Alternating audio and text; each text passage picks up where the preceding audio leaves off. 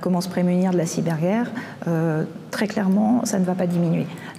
Ça ne va pas diminuer, d'abord parce que ces technologies sont de faible coût et extrêmement accessibles à une multitude d'acteurs, les États, mais pas seulement les États. Oui. Et on voit très bien, il y a eu les fuites du groupe Conti qui, il y a un an ou deux, qui a démontré qu'en fait un groupe criminel qui faisait essentiellement des rançongiciels pour un but de profit, donc c'est-à-dire qu'ils bloquaient les données d'utilisateurs et les restituaient en échange de rançon, travaillait aussi pour le gouvernement russe. Là, je crois que c'est la semaine dernière, il y a eu une fuite sur un groupe chinois qui montre aussi qu'on a des collusions. Donc on a une multitude d'acteurs. Ça s'est beaucoup professionnalisé comme milieu, en plus des États qui peuvent facilement accéder à ces technologies. Quand une professionnalisation, vous voulez dire des cybercriminels qui deviennent aujourd'hui, qui sortent un peu... Qui peuvent travailler pour le compte d'État, et on a la même chose dans le domaine informationnel. Une deuxième raison, c'est qu'on a une dynamique de prolifération, notamment tirée par les activités des États. Or, dans le domaine cyber, quand vous lancez une arme dans la nature, elle peut être récupérée, elle peut être étudiée, elle peut être réutilisée, renvoyée, y compris contre la personne qui l'a conçue.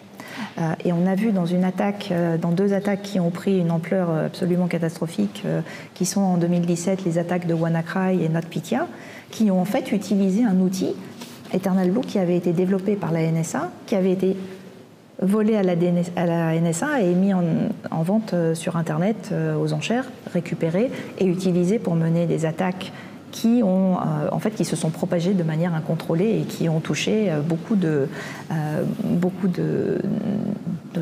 cibles qui n'étaient pas des cibles initialement, des entreprises, etc.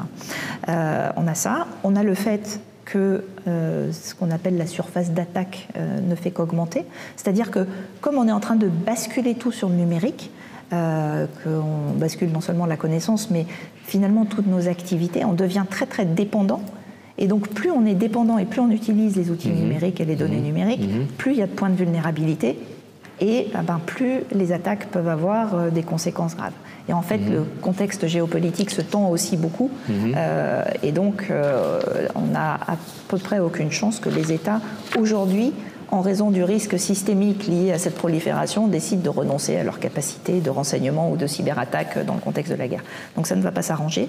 La manière de se protéger en tant qu'individu, c'est de faire attention déjà à des règles d'hygiène informatique de base telles qu'elles sont publiées.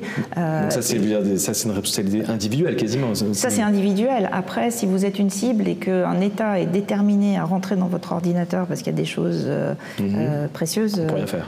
En tant qu'individu, c'est compliqué.